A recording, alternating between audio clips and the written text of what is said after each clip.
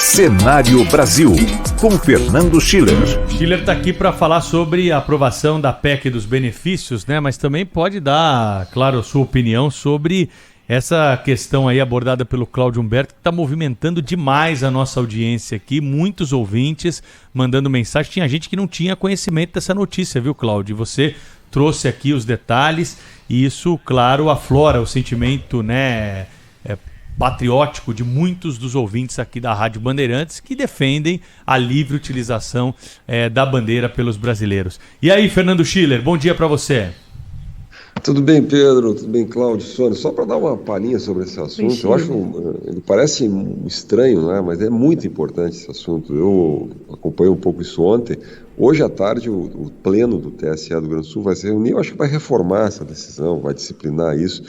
Eu tenho expectativa de que esse assunto morra hoje. Não é possível uma coisa dessa. Onde, quando eu vi, eu considerei, viu, Pedro, Cláudio, Sônia, uma das decisões mais bizarras, eu não tenho outra palavra para definir essa opinião. No fundo é uma opinião. O que aconteceu lá na fronteira, lá no Rio Grande do Sul, uma reunião entre os partidos e a juíza, né, responsável pela justiça eleitoral, e uma opinião. O que me surpreendeu, assim, é uma opinião. Ela não teve nem o detalhe de dizer qual era o lado. Ela disse, não, é evidente que tem um lado. Como é que uma juíza se posiciona dessa maneira? Se ela não, fica claro, né? Ela diz assim, está claro, né? É evidente que um dos lados, está claro como? Qual é o indicador, qual é o lado? Uma juíza não pode se manifestar, isso é uma opinião, né? As pessoas podem ter opinião na rede social, onde quiser, no jantar dos amigos, tomando um chopp, comendo uma pizza. Agora, uma juíza tem uma opinião, ela acha como? Ela lê o jornal, quais são os jornais que ela lê os sites, ela entra no Twitter, ela entra no Instagram, a partir do que ela acha alguma coisa. Então, que ela acha alguma coisa, aí ela, com base no que ela acha, ela manda proibir o uso da bandeira nacional. Imagina nos Estados Unidos, né? Eu acompanho muita eleição americana. Na eleição americana, todo mundo usa a bandeira é a festa nacional, os partidos, etc. Bom, aí, imagina proibir, isso seria considerado mais do que uma bizarrice, seria considerado uma ofensa nacional você proibir o uso da bandeira nos Estados Unidos. Mostra como a gente ainda é um país semi-civilizado, né? E mais, eu acho que mostra como o ativismo judicial vem calando fundo, né? Um juiz acha alguma coisa, ele acha que pode proibir. Eu fico perguntando também, assim, vai proibir a pessoa de usar a camisa vermelha, por exemplo? A cor vermelha é associada aos partidos de esquerda, né? Isso também pode ser, mas alguém está achando isso, né? Bom, historicamente a cor vermelha é associada aos partidos de esquerda. Se alguém for de camisa vermelha para o trabalho, vai ser proibido, porque é uma propaganda indireta. Isso tudo é uma grande loucura. É uma forma de tratar as pessoas como se fossem, sei lá, crianças, né, que devem ser protegidas aí aleatoriamente pela justiça. Nessa reunião da juíza com os partidos, Sheila, ela diz o seguinte: se ela se refere da bandeira, né? Se ela estiver fixada, nós vamos pedir para retirar. Se não retirar, a gente vai encaminhar para o Ministério Público e vai dar aquele problema todo. A propaganda eleitoral irregular pode gerar multas pesadíssimas. Ela ameaça os partidos, né? Ou seja, não use bandeira nacional. Meu Deus do céu, né? Essa mulher devia ser interditada. Mas eu estava dizendo aqui, Sheila, eu fico imaginando que a qualidade ou a bizarrice e a expressão que você usou é corretíssima, né? A bizarrice de outras decisões dessa juíza. Coitado dos cidadãos da comarca de Santo Antônio das Missões. É isso aí, Cláudio. E ainda tem Copa do Mundo, né? Já pensou? Ainda bem que daqui a pouco não pode usar a bandeira na Copa do Mundo também. A Sônia estava lembrando há pouco, tem 7 de setembro aí, rapaz. Logo Bicentenário. Na sequência. Bicentenário. Deixa pra lá, vamos lá. Mas olha, eu ia falar um pouquinho da PEC aqui, tem tempo ainda, Pedro? Opa, sempre, Schiller. E aí, agora promulgada já, estava falando aqui na abertura, né, que resta saber quanto que vai chegar para quem mais precisa, né, Schiller? Porque algumas das medidas tomadas aí, elas abrem caminho ainda para a regulamentação desses valores, né? Uma das coisas que eu achei muito curiosa nessa PEC é a questão do auxílio taxista, né? Porque ninguém sabe exatamente o valor que vai ser. Isso vai ser regulamentado, não é? Qual é o critério que vai ser utilizado? Um critério que a PEC estabeleceu, que são taxistas que são registrados até o dia 31 de maio, para evitar, evidentemente, aquela corrida posterior ao anúncio da PEC, né? Mas você tem registros antigos, você tem, eventualmente, inativos, não tem nenhuma menção a comprovante de compra de combustível, né? Se a gente distribuir, eu estava vendo um dos critérios, uma das contas que me chegou, né, que você teria em torno de 120 mil taxistas, então você distribui os 2 bilhões, você teria perto de 15 mil reais até o final do ano. Achei um número muito elevado, isso levaria o auxílio taxista a ser maior do que o auxílio caminhoneiro. Não vai acontecer. Intuitivamente aqui eu digo, acho muito difícil, não era esse o espírito, pelo menos para quem acompanhou a discussão no Congresso. Então eu tenho muita curiosidade de saber, o que me surpreende nisso é que o Congresso aprovou uma medida sem saber, sem detalhar, porque em nenhum momento na discussão no Congresso apareceu o número de taxistas para definir o valor. Então a gente aprovou um auxílio sem saber exatamente qual é o valor unitário, né? Pelo menos no auxílio caminhoneiro se definiu um limite, né? Se fala em R$1.000, a PEC originalmente falava em até R$1.200 por mês por caminhoneiro, né?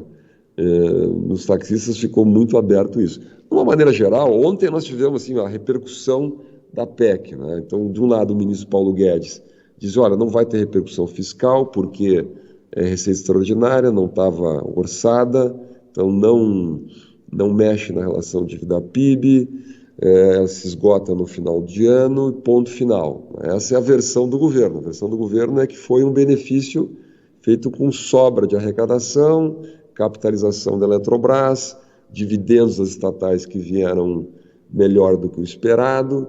Então, vamos pegar esse dinheiro, vamos distribuir para os que mais precisam.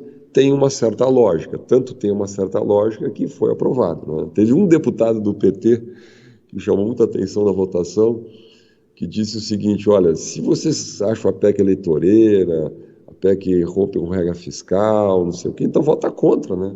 Quem acha a PEC ruim vota contra. Como é que acha contra e vota a favor, né? Porque houve esse paradoxo na PEC. Eu me posicionei muito crítico em relação a essa PEC, em função da ruptura com as regras, mas o fato é que ela tinha esse apelo, né? Então, o ministro Paulo Guedes foi nessa linha. O ministro Paulo Guedes é um professor, ele justifica muita coisa, né? Eu tenho muita convicção que lá por dentro o ministro Paulo Guedes não gostou nada dessa PEC, né? Pela formação dele, ortodoxa, etc. e tal, mas enfim, ele está no governo, tem que justificar. Já a instituição fiscal independente do Senado Federal, que tem uma visão tradicionalmente crítica em relação ao governo, né? Preciso dizer isso.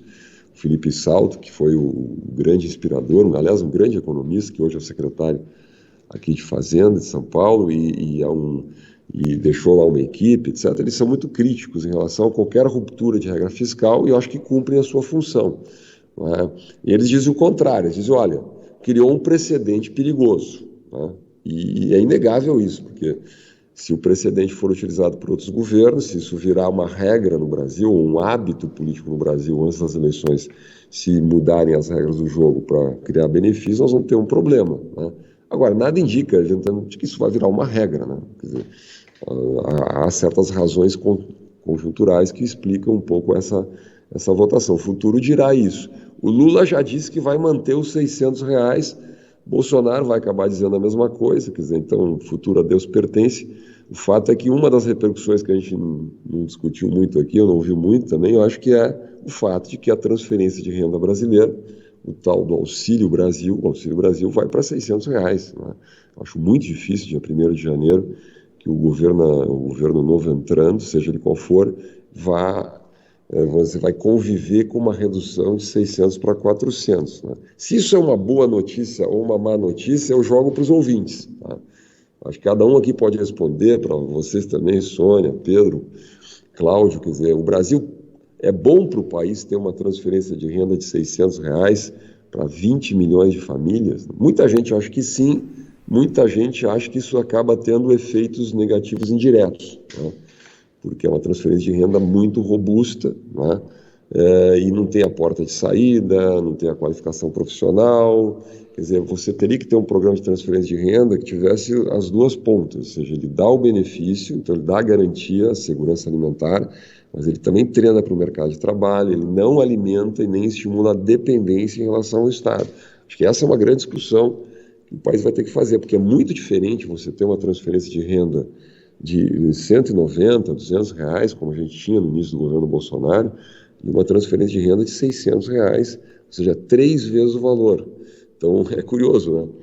Quando eu escuto as discussões por aí, os textos, etc., análises, dizem, bom, o governo destruiu políticas sociais, né? O teto de gastos acabou destruindo as políticas sociais. Bom, nós estamos terminando este governo com 3 vezes o valor da transferência de renda. Não estou entrando no mérito, se é bom, de quem é a responsabilidade, estou dizendo, esse é um fato, né? Se isso é bom ou não para o país, a minha impressão, Pedro, para fechar, é que o Congresso considerou que é, e que a sociedade brasileira, sem refletir muito sobre isso, e talvez no momento não mais adequado, considerou que sim, né?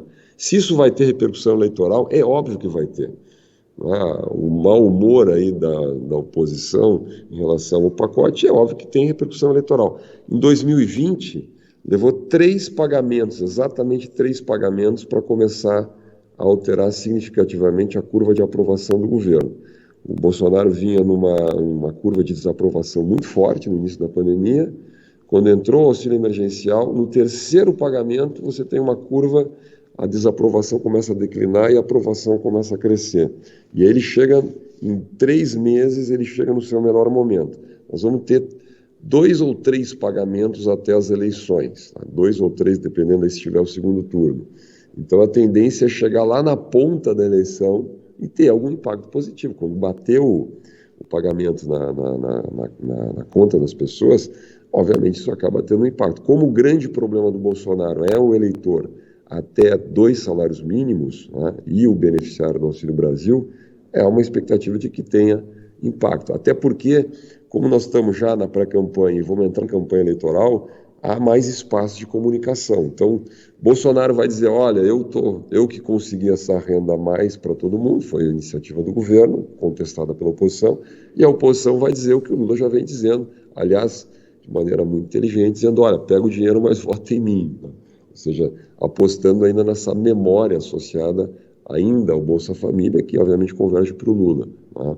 Só o último detalhe aqui, uma informação, a gente faz muita análise de pesquisa, né? Nos últimos 10 dias, vem alterando a curva de apoio ao presidente Bolsonaro entre os beneficiários do Auxílio Brasil. Várias pesquisas vêm mostrando isso.